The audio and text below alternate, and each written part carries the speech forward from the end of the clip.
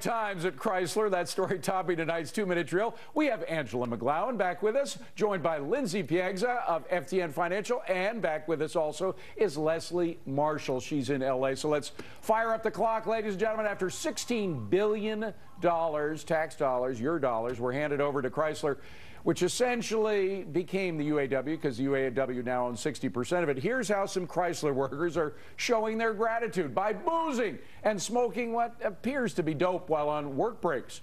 So would anybody want to buy a car from a bailed-out automaker staffed by at least some workers who get drunk and high on breaks, Angela? David, come on. We know that the auto bailout was just a payoff to the unions. And to answer your question, no, I would not want to buy a car from doped-up or appear to be smoking dope workers. Now, Lindsay, we should say again, UAW has disciplined these guys. I think they've either been fired or suspended, but what do you think? Well, this paints a really bad picture for the industry in general and also the Obama administration. Remember, it's 5 words, $14.3 trillion. And what the American people are thinking, wait a minute, they're not goofing off on the company's dollar, the employee's dollar, they're goofing off on my dollar, the taxpayer dollar.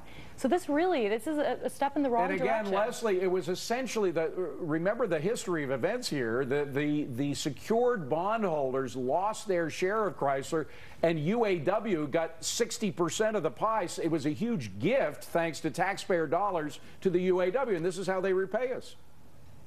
I would like to see videos of break rooms for every organization that our tax dollars fund throughout the country. You cannot say I'm not going to buy. You can, but I think it's foolish to say I'm not going to buy that brand of automobile because there were a few bad apples. There are a few bad apples in every industry, and Chrysler is no exception. So you don't think, Monica, you don't think that it's a matter of this is normal course now? Hey, they've got their government money and they can get away with anything. You know what? At the end of the day, it could have been back then, but now it's a different time where our money cannot be wasted. I didn't see any pictures of boozing and taking drugs back in the old days. I certainly think both sides have a point. Of course, there's an equal balance between goofing off and getting work done. You can't be productive all day long. But again, $14 trillion. When management is the union itself, I think you can get away with a lot more stuff. All right, President Obama heckled last night at a New York fundraiser. Protesters accuse him of cutting back AIDS funding. Take a listen. Increased AIDS funding. I don't know why you're putting the sign up. We've increased HIV/AIDS funding. The people that potentially will take over, if we don't focus on this election, I promise you we'll cut AIDS funding. So the president says he increased AIDS funding, but the Fox Brain Room says President Obama is breaking a campaign promise by adding far less to the AIDS fund. And even if you don't think government should be involved in this sort of thing, guess who spent more money on AIDS funding? Leslie. No, it wasn't me. It was George Bush. I know.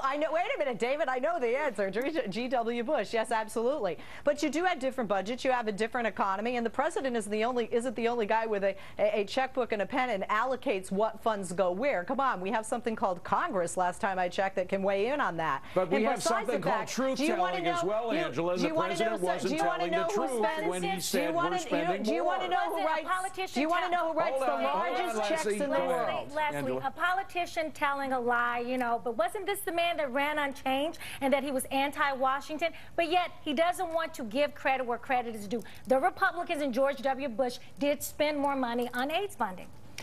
I think Angela has a Democratic fundraiser, he's going to say that? Angela, I'll give you the last word if you let Lindsay speak. Go ahead, Lindsay. What this is about, this goes beyond AIDS funding or gay rights. This goes about angry voters. What we're seeing is an administration that has consistently broken promises, from closing Guantanamo to keeping the unemployment rate below 8% to creating millions of jobs with a failed stimulus policy. Angry voters are the key here, and no matter what group they're coming from or where they're yelling from, it's going to be a problem in November. All right, Leslie, go ahead. I was going to say the person actually in the world, the foundation spending the most money on AIDS research in the world, is the Clinton Foundation, former President William Jefferson. All right, well, good for him, but again, good for GW for giving more than anybody. Well, New Jersey Governor Christie dressing down a California voter while stumping for candidate Meg Whitman. Take a look.